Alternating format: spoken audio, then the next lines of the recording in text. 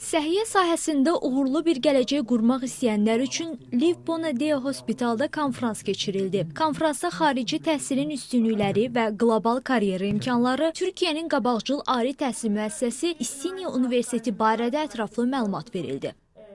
Türkiye'de sağlık eğitimi almak isteyen Azerbaycanlı kardeşlerimize detaylı bilgi vermek amacıyla bugün grubumuzun, üniversitemizin Bakü'deki hastanesinde gençlerle bir araya gelmek için buradayız. Katılım sağladıkları için herkese teşekkür ediyoruz. Liv Hospital Türkiyə Azərbaycan bölgə rəhbəri olaraq bugün Azərbaycandakı tibb təhsil almaq istəyən tələbələrin karyera yollarında və ixtisas seçimlərində yanlarında olmaq üçün buradayıq.